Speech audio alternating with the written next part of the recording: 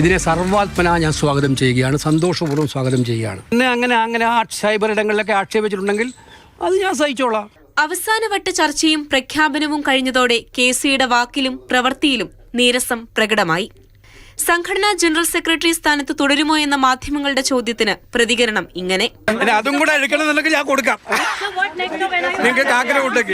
ഹൈക്കമാൻഡിന്റെ എല്ലാ സീമകളും മറികടന്ന് MLA-മാരും കെ.സിക്കായി രംഗത്ത്.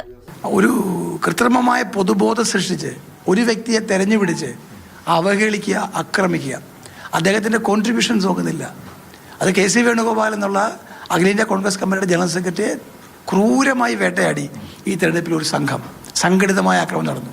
കെ.സി. വേണുഗോപാലിനെതിരെ സംഘടിത നീക്കം നടന്നുവെന്നാണ് അനുകൂല MLA-മാരുടെ വാദം. കടുത്ത ആക്ഷേപങ്ങൾ, അദ്ദേഹത്തിൽ ഒരിക്കലും ചുമത്താൻ പാടില്ലാത്ത അപവാദങ്ങൾ, അത് വലിയ ഒരു കുപ്രചരണമായി കേരളത്തിൽ നവമാധ്യമങ്ങളിലും അതിനോട് കുട പിടിച്ചുകൊണ്ട് കുറച്ച് മാധ്യമങ്ങളും പ്രചരിപ്പിച്ചിരുന്നു. അത് അദ്ദേഹത്തിൻ്റെ ഇത്രയും കാലത്തെ രാഷ്ട്രീയ കരിയറിനെ തേജോവധം ചെയ്യുന്നതാണ്. മുഖ്യമന്ത്രി സ്ഥാനം കൈവിട്ടെങ്കിലും കൂടിക്കാഴ്ചകളും അതോടൊപ്പം മന്ത്രിമാരെ ഉറപ്പിക്കാനുള്ള നീക്കവും കെ.സി. ക്യാമ്പിൽ സജീവമാണ്. വേണുഗോപാലിന് ഇനിയും അതിന്റെ മുകളിലോട്ട് പോകാൻ ഇനിയും സമയം ഒരുപാടുണ്ട്. പുള്ളി സാറ്റിസ്ഫൈഡ് ആണ്. പുള്ളിക്ക് ഒരു തരത്തിലും ഒരു മാനസികമായ വ്യഥയില്ല. News desk, Mathrubhumi news.